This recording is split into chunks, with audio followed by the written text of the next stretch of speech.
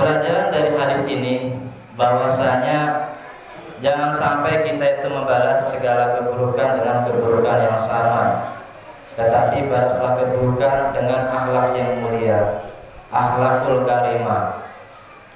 Jadilah orang-orang yang dizolimi, jangan kita jadi orang-orang yang menzolimi. Karena orang-orang yang menzolimi itu adalah orang-orang yang merugi jamaah.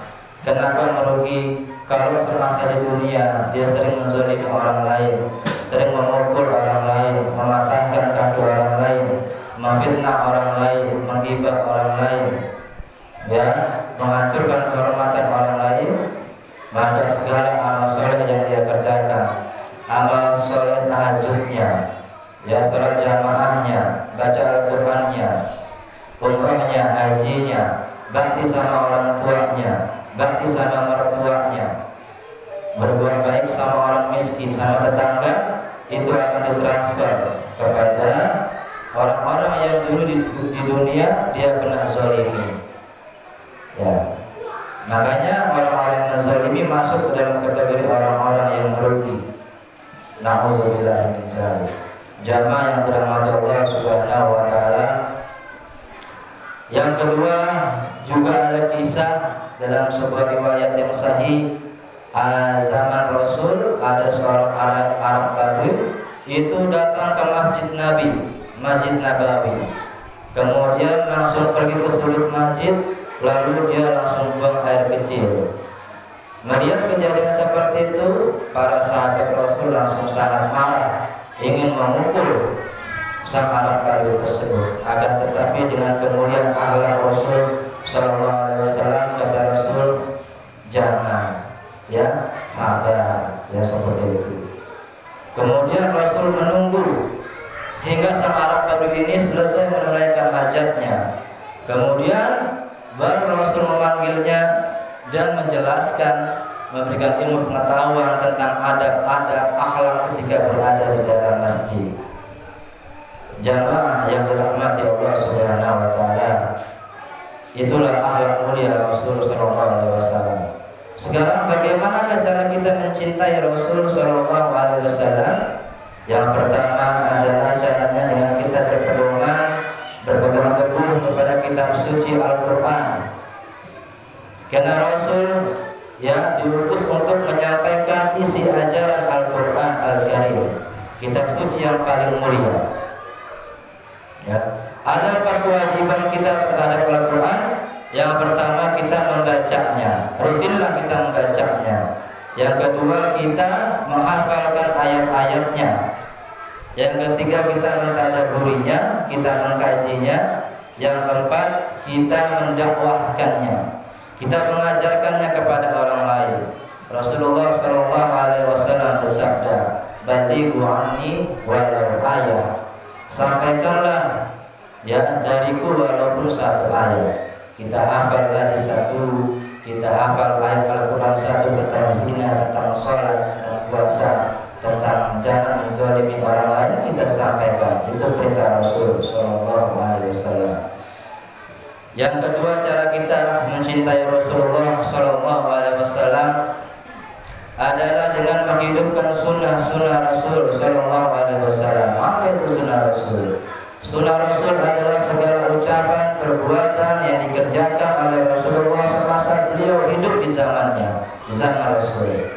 Rasul kalau waktu hidup itu jamaah suka sholat malam, Rasul suka sholat berjamaah, Rasul suka sedekah, suka baca Al-Quran, suka bergaul dengan orang-orang yang miskin, suka berbuat baik sama tetangganya, mengirimkan sayur, suka berbuat baik sama istrinya, sama anak-anaknya, orang keluarganya, suka berbuat baik sama mertuanya, sama orang tuanya. Subhanallah. Ini adalah sunnah-sunnah Rasul yang harus kita teladani dari pribadi agung Rasulullah SAW. Yang ketiga, cara kita mencintai Nabi SAW adalah apabila nama Nabi Muhammad disebut, kita dengar, kita ucapkan sholawat kepada beliau. Ya, ucapan salawatnya Allahumma sholli wa sallim alaihi.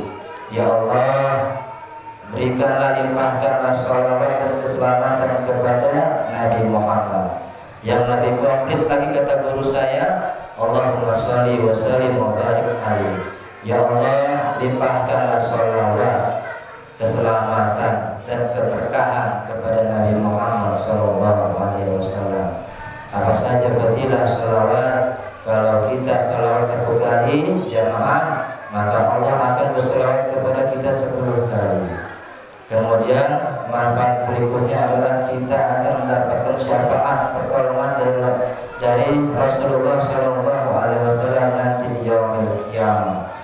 Yang berikutnya manfaat sholawat akan membuat hidup kita berkah, penuh dengan kebaikan, ya, penuh dengan kebaikan. Jamaah yang dirahmati Allah Subhanahu wa taala, ada 2 wasiat Rasul sallallahu alaihi wasallam itu saat beliau sakaratul maut. Saat sakaratul maut, Rasul membisikkan wasiatnya ke telinga Ali bin Abi Thalib. Wasiatnya yang pertama adalah as-shalah, as-shalah, as-shalah. Peliharalah salat, peliharalah salat, peliharalah salat.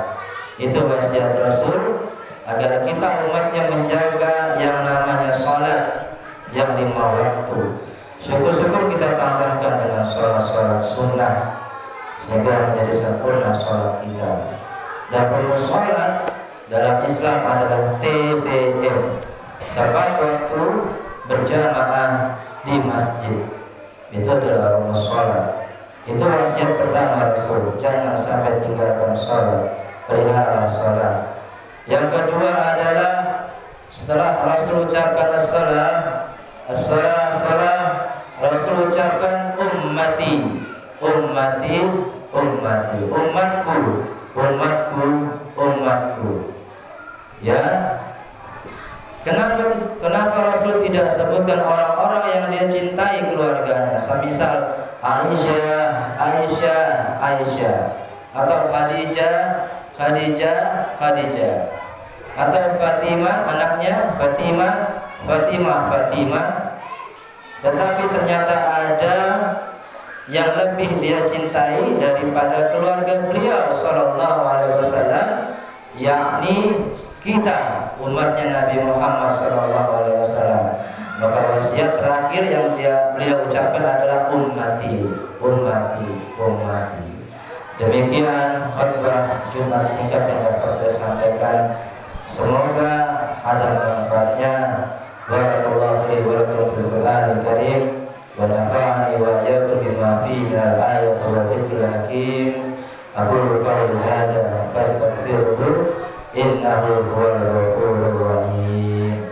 Allahumma shalli wa sallim ala sayyidina Muhammadin wa ala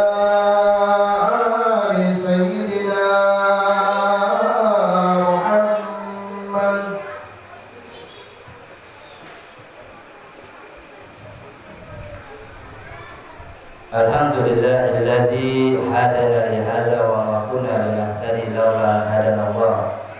Asyhadu an la ilaha illallah wa asyhadu anna Muhammadan abduhu wa rasuluh.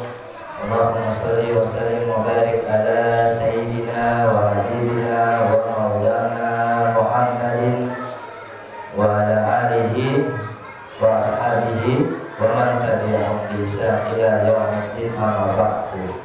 Qala Allah Ta'ala fil Qur'anil Karim, a'udzu billahi minasyaitonir rajim. Bismillahirrahmanirrahim. Inna Allaha wa malaikatahu yusholluna 'alan nabi. Ya ayyuhalladzina amanu shallu 'alaihi wa sallimu taslima. Allahumma shalli 'ala sayyidina Muhammad wa 'ala ali sayyidina Muhammad kama shallaita 'ala sayyidina Ibrahim wa 'ala ali sayyidina Ibrahim. Wa barik ala sayyidina Muhammad wa ala sayyidina Muhammad kama barakta ala sayyidina Ibrahim wa ala ali sayyidina Ibrahim innaka Hamidum Majid. Allahumma fil muslimin muslimat wal mu'minina wal mu'minat al-ahya'i minhum wal amwat. Allahumma ighfir lana dhunubana wa liwalidayna warhamhuma kama rabbayana shaghira. Allahumma ahsin akibatana fi umuri kulliha. Allahumma rabbana hab lana min azwajina wa dhurriyyatina qurrata a'yun waj'alna lil muttaqina imama. Allahumma ij'al biladina Indonesia balatan thayyibatan wa rabbul ghafur. Rabbana hab lana minas salihin. Rabbana hab lana minas salihin. Rabbana hab lana minas salihin. Rabbi ij'alna muqimas salatana wa min dhurriyyatina rabbana taqabbal du'a. Rabbana atina fid dunya hasanah wa fil akhirati hasanah wa qina adzabannar.